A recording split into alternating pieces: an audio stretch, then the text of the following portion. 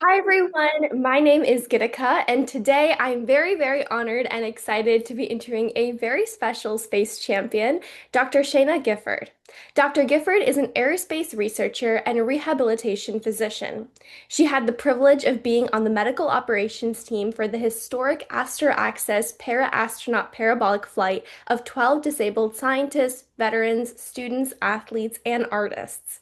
Dr. Gifford is a founder of Women in Aerospace Medicine, a STEM mentor and educator, professional science communicator, and simulated astronaut who has logged 380 days in service over 2 missions. Dr. Gifford has received dual degrees in English and Neuroscience from the University of California at Berkeley, a Master's of Science in Biotechnology from the University of Rhode Island, and an MD and MBA from St. George's University, and a Master's in Science Journalism for the University of Southern California. Dr. Gifford has worked as an aerospace engineer for Berkeley Space Science Laboratories, as a cosmetologist for the Deep Two Sky Survey, as a researcher in the Division of Molecular Neurogenetics at MGH, and in the MRI Division of Neuroscience at Brown University. She has given 2 TED Talks and published more than 100 articles spanning health, space, science, and medical education. She is a captain in the U.S. Air Force Auxiliary and believes that space truly needs everyone. Dr. Gifford aspires to make space travel and exploration safe, affordable, and accessible to everyone who needs space.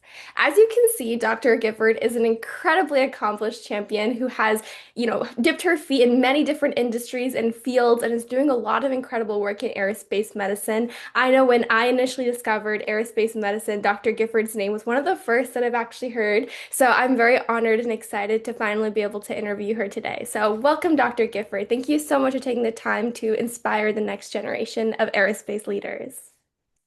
Thank you for being the next generation. I'm actually very honored to talk to you. You know, Thank what you. we did was for the world and for ourselves, but also for you. My mother was a physician before me. She had her own journey. It was not easy. Because of her, I got to show up at work in messy scrubs and a bun, having watched her go to work for decades in a pressed suit with the bleached white coat over it. And now I hope you get to show up in whatever form best suits you. And if that form is a spacesuit, even better.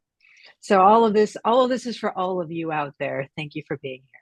Thank you. That means a lot. And, genuinely, and I mean this from the bottom of my heart, I'm so excited for the conversation we're going to have today, not only about the journey that you're paving in aerospace medicine, but just your research and what's been keeping you busy. So let's kick off with that, actually. So what has been your current, what have been your current projects? What have you been working on? And what aerospace medicine research is taking up your time, currently?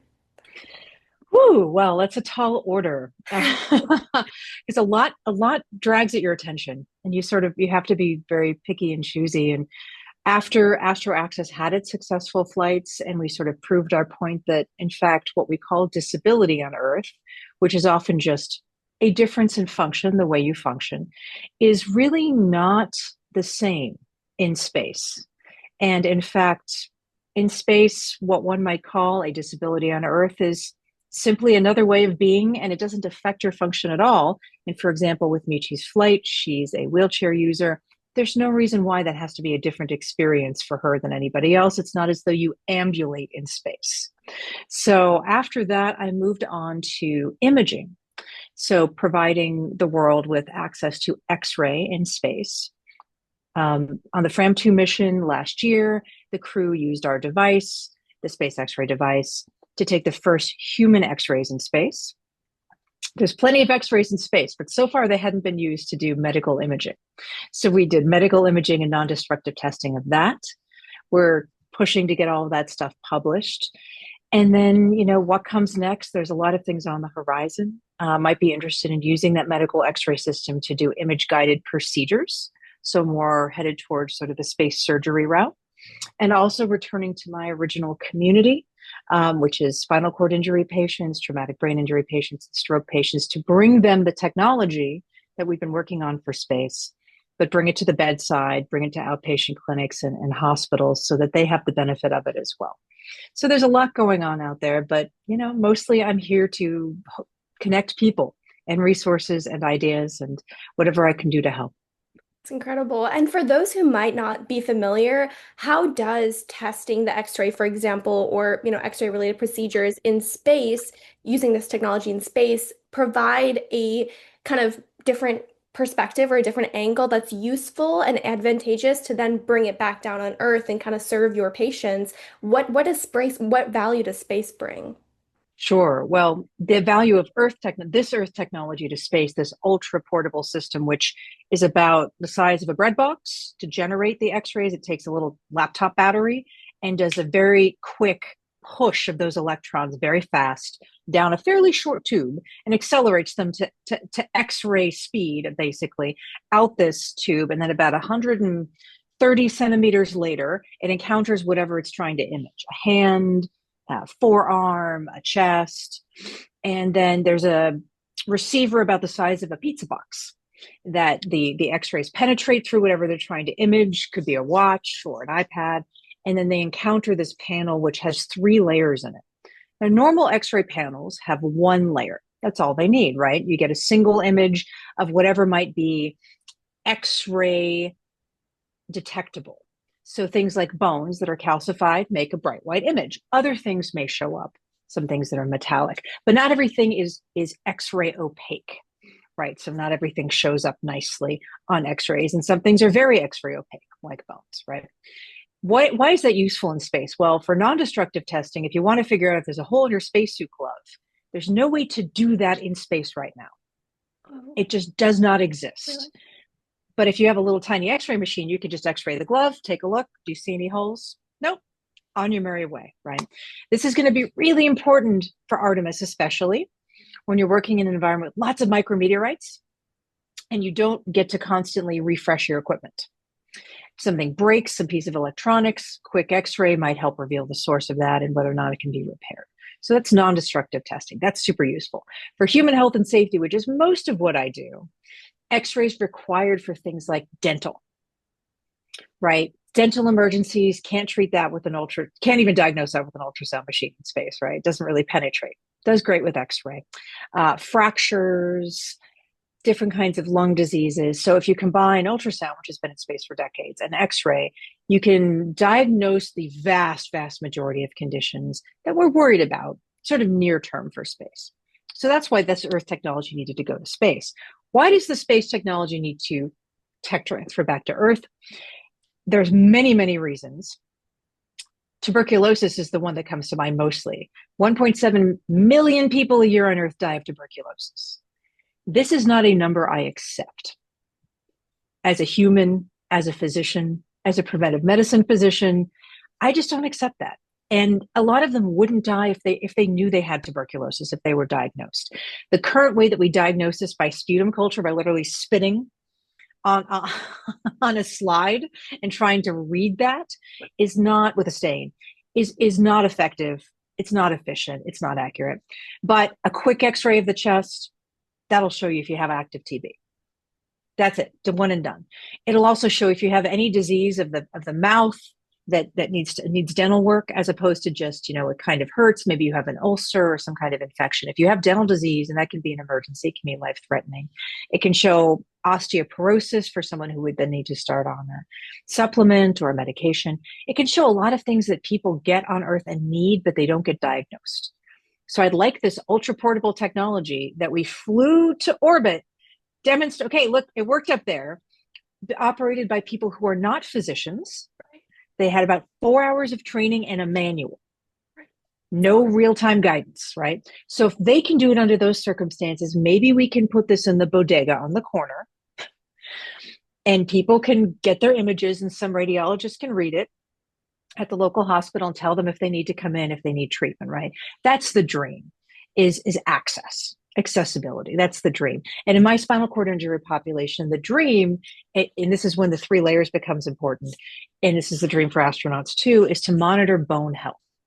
So you want to know, as bones demineralize on Earth because you're lying in a hospital bed, if you're not loading your skeletal system for whatever reason, maybe you're a wheelchair user, that's how you propel through space. Maybe you're lying in a hospital bed in ICU with long, COVID or something else. If you don't load the skeleton, the body just takes the calcium back. It says, oh, you don't need that. That's cool. I'll take that back. No, you need that. You do need that. And that's one of the reasons we try to mobilize people out of their beds as soon as possible. And people who are primarily wheelchair users, spinal cord injuries, and other things, we try to get them to stand. But we don't know on Earth or space how effective our interventions are unless we can monitor the bone health real time. Right.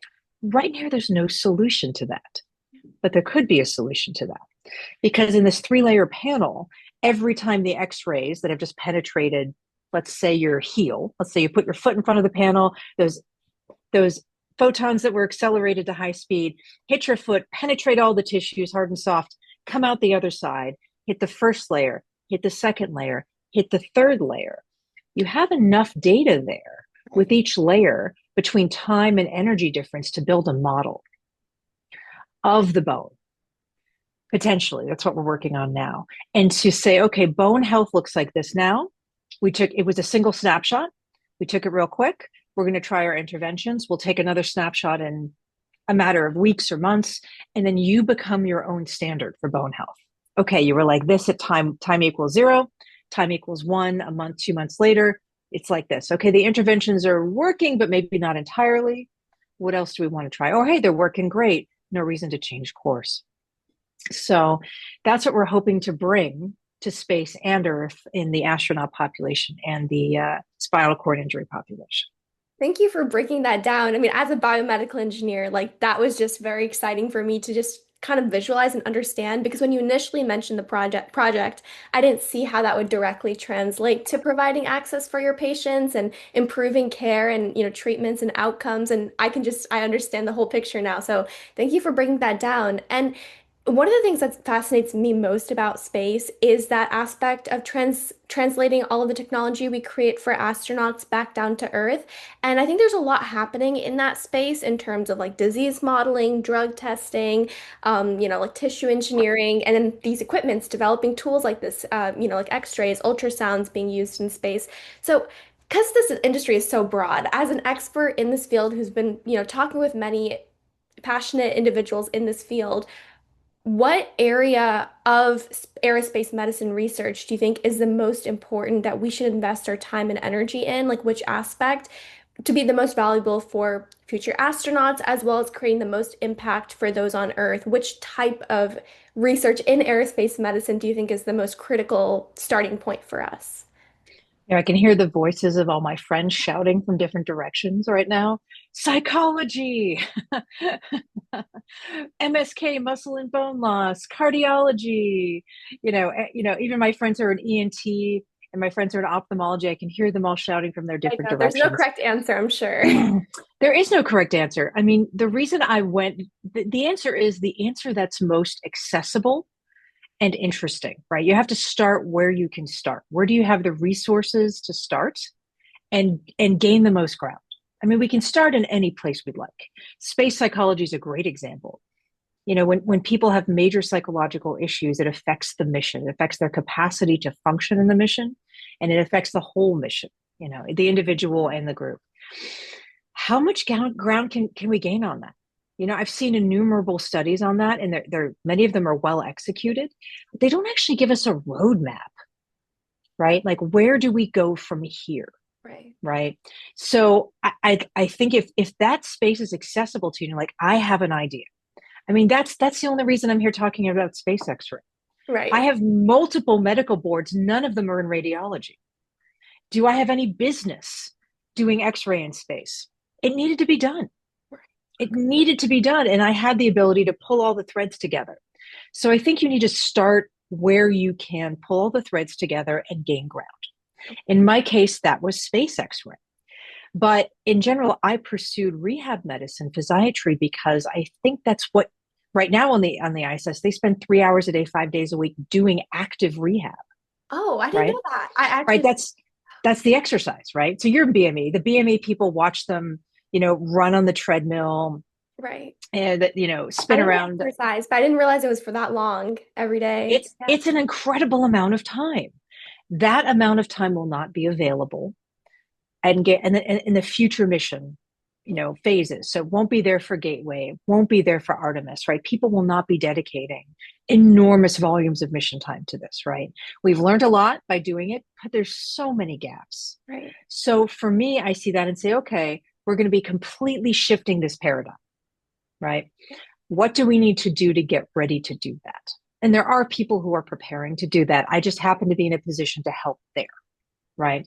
But there's other paradigms that are going to be shifting incredibly. Like we had a risk model called the IMM, the Integrated Medical Model, that talked about the risks in spaceflight. Well, that was largely for ISS. Okay. That's a LEO model. That model was redone to the impact model to include planetary lunar missions. So Mhm. that model was redone by a physiatrist, Eric Kursman, and a lot of other good people at NASA. Okay. So now based on that model, how does the medical kit change? Right? Okay. So people are working on that problem who are good at that type of thing, right? So much is changing for Artemis and for Gateway. Find your niche. Find where the resources let you go and contribute, where you're interested in being involved, even if you're like, I don't belong there. Don't do that. Don't do that. If it's a problem that needs to be solved and you're in a position to help solve it, even if it's just bringing the pieces together and pushing them forward and wishing them luck, do that, because that is where the giant leaps happen. I don't own space X-ray. The world, humanity, the species owns space X-ray. Do with it as you like, right? Make it happen. And that's, to me, that's wherever you can jump in and make it happen for us and gain ground. That's the place you should start. That's incredible advice. It's incredible advice. And going back to the AstroAccess mission, I am a little bit curious about some of your findings. You did mention in space, what we might consider like a disability or a difference here on Earth may not even be a difference. You won't even notice anything in space. If you can share, what has been one of the most interesting things you've learned from that, experience and being a part of that flight? Maybe something that surprised you or something you think is important to share. I'm curious kind of what your experience has been. Sure. Let's define some terms first, just really quickly, because it'll make this conversation a little more seamless. So there's impairment, which means that you have some physical, cognitive, emotional, or sensory difference from the way the majority of people function, right? It's a functional difference. It belongs to just you, though. So I'll give an example. I wear glasses a lot of the time, right? Just a functional difference, right? And I compensate for that difference by wearing these glasses as needed. Okay, I don't need them for now because my vision resolves just fine at computer length difference, but I wear bifocals for near and far. Okay, so I have a functional impairment, and that's me. Do I have a disability? Not when I have my glasses.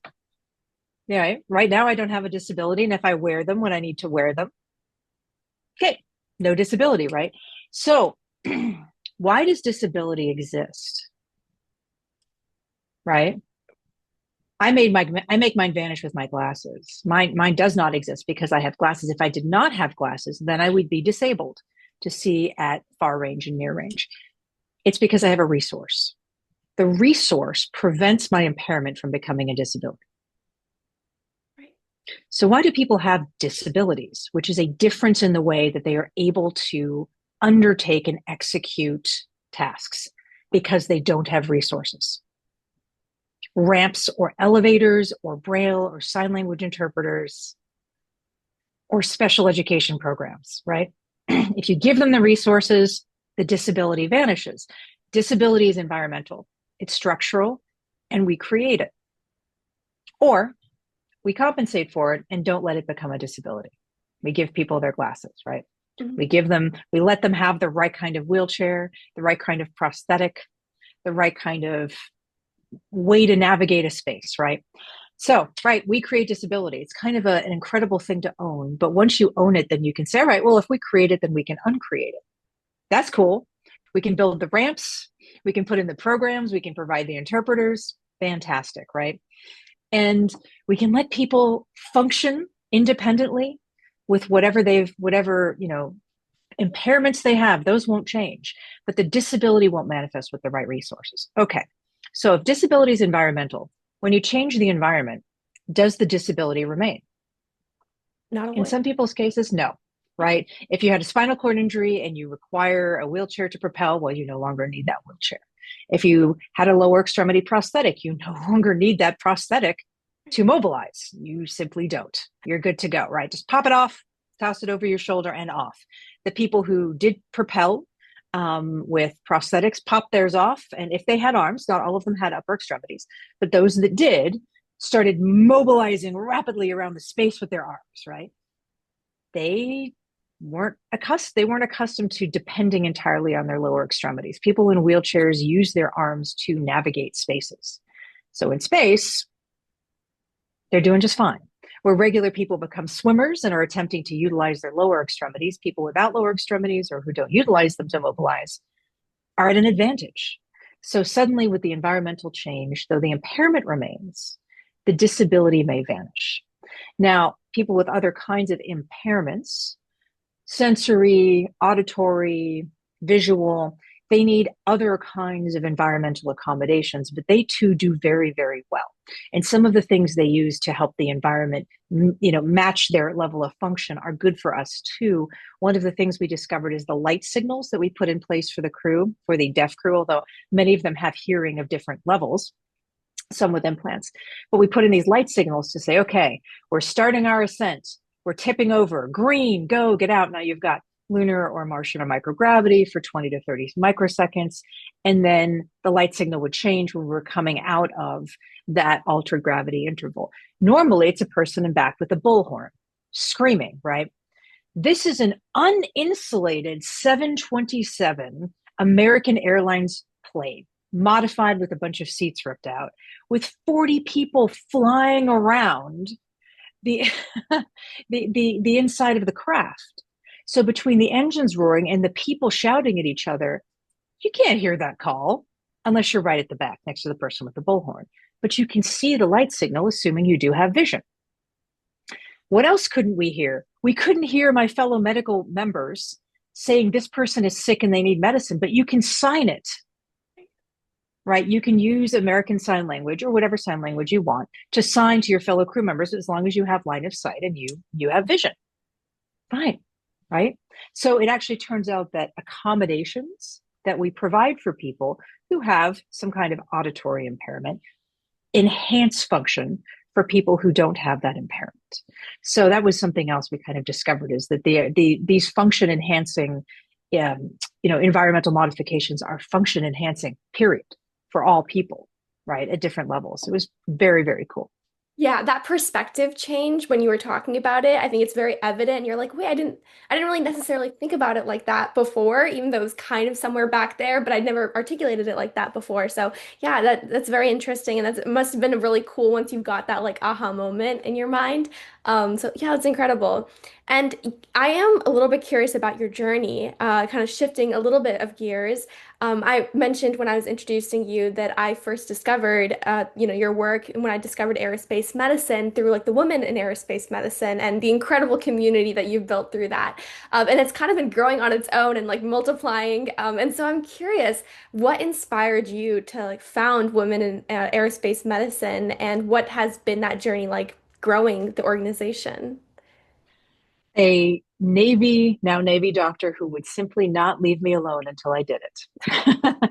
Melissa Jordan, on deployment with the Pacific Fleet. I hope you're safe. And thank you for continually harassing me until I made it happen. She started harassing me before COVID. And I was like, I was in residency. It's like, I've got a lot going on, but no, you're right. We need a community for just us. We need to provide mutual support and, an opportunity and, information to each other. But we'll get there. We'll get there. And then COVID hit. And I said, okay, we're going to get there now. now is go time. So we started during COVID, Melissa Jordan and I, Dr. Jordan and I, and eventually she had to deploy. She was, with the Navy and had to go, and we just carried on, and have been carrying on now for 6 years. Oh, It's, this September will be the 6th anniversary of that organization. We've had multiple boards. We've had multiple speakers. It's not a president or a leader, it's just someone who helps speak for the group at times when that's needed. It exists beyond me. It is not about me anymore, though I was maybe, again, the catalyzing force. This belongs to the world, to the community, to those of you out there who need it. It is for all. all persons who identify however you identify across the gender spectrum or do not. It's anyone who wants to be involved, women in aerospace medicine. They're on LinkedIn, and they have a very robust chat that I can actually hear firing off in the background as people are hyping up Jody Greenhaw, an occupational therapist from Stanford, who was our OT for AstroAccess, and she's going to be the speaker tonight at 6 p.m. Central. So I can hear the group starting to hype her up as she's getting ready to go on stage tonight. And some of the AstroAccess people are too in their WhatsApp chat. So it's for us, and we have monthly speakers, work together to do panels, raise funds to help support people to go to the annual Aerospace Medicine conference when possible. But mostly we're there for collective support and nurturing each other in any wherever you are in your aerospace medicine journey, whatever kind of aerospace biology thing you do, even if that's growing a plant. We've had Joy Amasa, the head of plant biology at NASA, as a speaker. Yeah, that's great. Joy is amazing. We've had people who are PhDs, MDs, OTs, nursing. It's, women and people who identify across the gender spectrum are contributing to aerospace medicine in every way possible. And this is a forum for them to, demonstrate what they're doing, recruit others, support people, and for people to ask for help. Do I need a roommate for this event? Anyone else going to this thing? Hey, I want to apply to this, but I need a team. Does anyone else want to join me? Things like that. So we started during COVID, and it carries on. And I think that most of the people who run it now are not in America.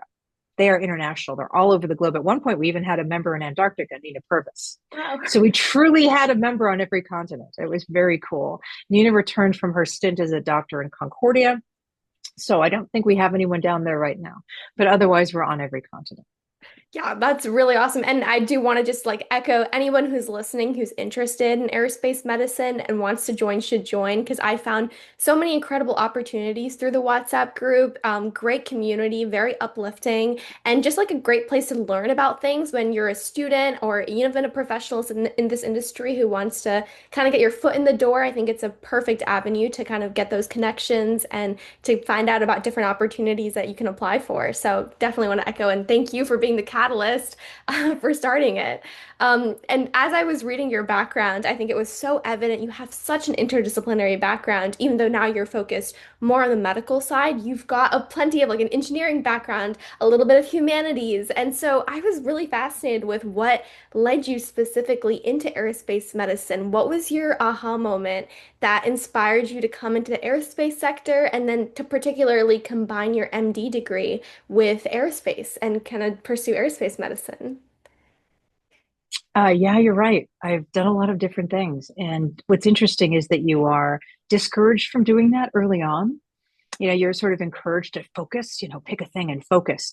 And then later on in life, everyone's like, well, why don't you have a diversity of skills? I'm just, because I was told to focus. But I think it's natural, normal, healthy, and productive to have a variety in your life and to have. So I remember I started out life as an astrophysicist at UC Berkeley, and I was working on the Deep Two Sky Survey, which is cosmology, trying to find essentially the age of the universe and track it as the superstructure, what we now think of as the structure of the universe, emerges. So to sort of half the life of the universe back. And we did that, right? We came up with this thing called the fingers of God, which was this map of the way that galactic clusters are organized. And it arose out of the original anisotropy, the irregularity in the cosmic background. And you can see it evolve through today. It's an incredible evolution. And I was once in an elevator full of astrophysicists. We're on our way to the top floor of the old James Campbell Hall at UC Berkeley, which has now been destroyed. It was structurally unsound for earthquakes. And the elevator stopped. So it's like a joke. A bunch of astrophysicists are stuck in an elevator. We were stuck in this elevator. So we just started talking about the things that we do besides astrophysics. And it turned out every single person in that elevator had a second degree in a humanity. Every single one. And it ranged from French to anthropology. For me, it was English literature. I was a journalist. I put myself through college actually as a journalist, building a supercomputer, a massively parallel processing system, a supercomputer, and a variety of other things. But, I wrote for a living for large parts of my career. I was a science communicator, still am. So it's like English literature, French, with and having a hobby, like a really wacky hobby. I was in that elevator was a guy who knitted. Like he was an incredible knitter, a champion knitter. He was also a skateboarder, which was very interesting. I was a photographer, also made a living as a photographer sometimes. So people started exchanging what they did that wasn't astrophysics. I love that. And it was a very robust series of answers, right? And I think that's one of the things that made to me the astrophysics community so awesome is that we were a very, very worldly, interesting. The head of the department at the time, Chisai, was eventually left running the Department of Astrophysics to go be the head of education in Hong Kong, a Oh, post that his father had held. So when his father retired, he turned to his son and said, "Son, it's time to hold it." And he had a degree in education on deck so he could take that job when it was time. that's incredible. Okay, man. Like, and it allowed it gave people a full perspective. At one point, I realized that some substantial majority of the people who were full time professors in astrophysics very strongly believed in God. They had some very spiritual connection. Many of us were spiritual, but they had like a specific religion. Modern Orthodox Judaism, Hinduism, something, and they saw the universe through that lens. That's why they called it the fingers of God, right? Oh, this is how it fell out. And some people didn't, but so many of them did. And it gave them like purpose. Because when you go through life as a professional, there are some very dark times, some very challenging times, and you need to have purpose and meaning and things you can do that aren't that to maintain your energy and your sanity and your health. You need a community that isn't just the thing you do for work. You really do. You need to be a complete person so that when one part of your life breaks, the rest of it doesn't go with it. And I think it's so important to have that, call it a motley crew of your skills and interests and pursuits. But I really encourage everyone to have at least one other thing you study and at least one other thing you do that has nothing to do with your main science or your main engineering. Just have it be there, and it's just for you. It's just for you, but it's part of what makes you you and so amazing and interesting. And mostly I had it also because I needed to pay my way through school. When you need to pay your way through school, you do what you need to do. But yeah, it's also a privilege. I have to just admit it. I'm incredibly privileged, abled white person who is a descendant of professionals. My parents are physicians. My grandfather invented modern stereophonic sound. My other grandfather was a lawyer who argued in front of the Supreme Court. I'm the inheritor of immense intergenerational wealth and knowledge. So I want to put it out there. This is not a requirement. If you are heads down in the books just to survive, I love you. Let me know how I can help. But if you have the privilege of having just a expansive universe, I hope that you do. Even if it's just that on the weekends, I love to go hiking and think about absolutely nothing. Yes, I see you, and I encourage you to keep that up. Yeah. And was that the moment, kind of like that community that inspired you to enter space, or was it kind of a calling from a younger age? Oh, it was forever. Yeah, Oh, I actually don't remember a time when I didn't. Yeah, I know it's kind of a boring answer, but like literally one of my earliest memories, I might have been 5. So the Viking landers launched the year I was born. And one of them launched, I think, the month I was born. And they were still collecting data when my memories start. And there was pictures in Time magazine of the Viking of itself on the surface that were beamed back to Earth. And it looked like the desert near where I grew up in California. So I asked Dad, my father, if that was California. He said, "No, sweetie, that's Mars. That's another planet." I said, "Oh, we go to the desert all the time. Can we go to Mars?" And he's like, "Yeah, sure. Of course we can. It's just a matter of will." And I was like, "Well, if it's a matter of will, I got that because I got a lot of will." And if will makes the way, I'm on my way. So, I mean, there wasn't an aha moment. It was almost baked into my DNA. My dad watched those launches and those those lunar walks, right? And that our parents' generation just grew up believing that's where we belonged. So I think again, I'm the fortunate inheritor of that belief. But more than anything, I believe in humanity and our ability to make that way to overcome all the things that would bring us down so that we can escape gravity and go. And I hope that we do live that beautiful Star Trek future. That's what I'm really here for. No, me too. I totally agree with you. I think, working towards that type of life would be, just something that we need to work towards. But it's also incredible. I really appreciate what you said because I think a lot of times as students, we're taught to be in like these boxes or these, paths with certain degrees to get to a certain step. And sometimes it's a little bit stressful and you're like, wait, I kind of want to explore this and or this other topic. And you sometimes don't tell yourself that you can do that. Sometimes it feels like you're breaking the rules. So it's really nice to hear from someone who's been through that and what you've gained from it, and of course the privilege of being able to do that. But still, the way you're able to integrate that into your life is pretty awesome. And I think as a student myself, hearing that, I think is very comforting too. And throughout this journey of yours, did you have any obstacles? You mentioned it's tough when you're going through your like life, your career life, it's difficult. And if so, more importantly, how are you able to overcome these obstacles? Was it through those hobbies? A relentless disregard for personal physiologic needs, specifically sleep. And still, and I encourage everyone, sleep is so key. Please get good sleep if you can. But also, I am a bit hypocritical there. While I was in college, state school, very affordable, my father had a stroke. And my brother was also in college. He was in a private college. And there just wasn't enough money for us to keep going, for both of us to keep going. So as the one having the as the elder child and the one who had the more affordable education, I sort of took the hit, took out loans, but it still wasn't quite enough. And so I had to actually stop going to school for a while and just work. Okay. And that's okay. I got a few years where I didn't have to work. I did often as a journalist for my own sort of, productive effort, but then I had to work full time. I had to basically stop school for a couple of years and work. And by the time I went back to school, I was just that much older. Right. And then I wanted to go to medical school, but again, no money. So I had to work. So that by the time I got to medical school, I was 30 years old. Right. I'd gotten another couple of degrees. Biotechnology was one of them because again, I wasn't sure I was going to make it. American medical schools are very specific about their demographic. They like people of a certain age who had a certain path. And I had to stop in life and work. I worked 7 days a week, including half a day on Sundays to save up money for medical school. And I was automatically therefore a non-traditional student. Okay. So that puts you in you start getting classed, ranked, right? And if you are a non-traditional student, you're an underdog. If you didn't study pre-med, which I did not, I studied astrophysics, right? And English literature and a few other things, cognitive science. Non-traditional students are ranked as an underdog.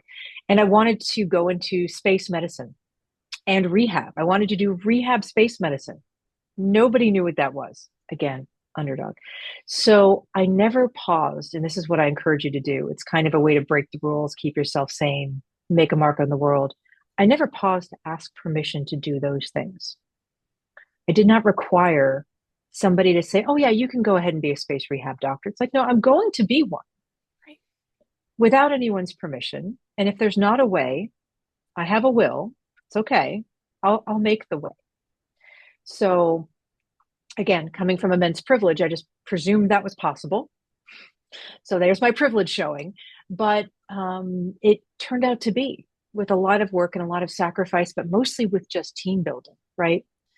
Many other people, so many people, in addition to my family and my partner who I've been with for 20 years, and all these other things have made all that possible. This isn't possible alone. Nothing truly great is possible alone.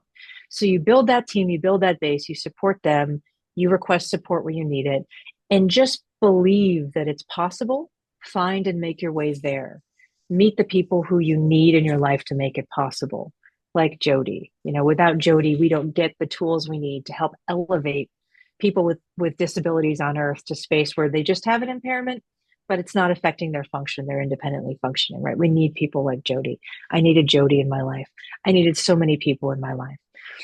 But I just also said yes to a lot of things. Like in college, I was very good friends with Aaron Gronstall, who's now an astrobiologist, works for NASA in education, does astrobiology, and he introduced me to Helen Matzos, who was at Goddard, who knew Neil deGrasse Tyson, and they were putting together a podcast, and they were putting together a road show with Bill Nye, and they said, "Hey, how about some writing? How about you do some writing, write some shows?" I'm like, I don't know how to do that, but I'm going to learn right now. Here we go. And so I just said yes to a lot of things. So I encourage you out there again, don't ask for permission. Or if you don't need it, but if you do, I give you permission. And I give you permission to say yes to a lot of seemingly crazy things that you maybe have no business doing, but you want to try. Try. And then when you're at my stage in my career, you can start to say, no, thank you, or no, but I know someone who might like that. Let me introduce you. And then you can change, you can pivot, but now say yes if you can, even if you have no business there or you don't know how to do that thing. That's okay. The most cited paper I ever wrote, Gitika, is not about space at all, or even about medicine at all. It's about de-implementation. I had no idea what that word meant. I didn't know it existed until COVID, when I asked a friend of mine, Russ Brownson, in the Department of Public Health. I was getting my MPH at the time at WashU. And I said, "Hey, Ross, how can I help? I'm sure you need help." He said, "Yes. I really want to write a paper on de-implementation. Will you help me?" And I said, "I have no idea what that means, but I'm going to find out and come right back." And the next thing you know, we assemble an A team and write this incredibly impactful paper about how to stop doing stupid stuff. That's what de-implementation is. Stop doing stupid stuff that's been outdated, has been shown to be harmful, has been replaced by something better. How do you remove the old systems and implement new systems? De-implementation. It's published in the Journal of Implementation Science. A wonderful PhD student named Callie eventually took it over as her PhD project. It got published, and I get an email probably every couple of days that someone has cited it, right? Because people want to stop doing stupid stuff. And this paper literally provides models for how to stop doing stupid stuff in medicine, public health, public policy, technology. So you never know. You never know where something is going to take you. But if you genuinely want to help, want to build something, change the world, make it better, you can say yes and see where it leads you. And that's pretty much how I got where I am now.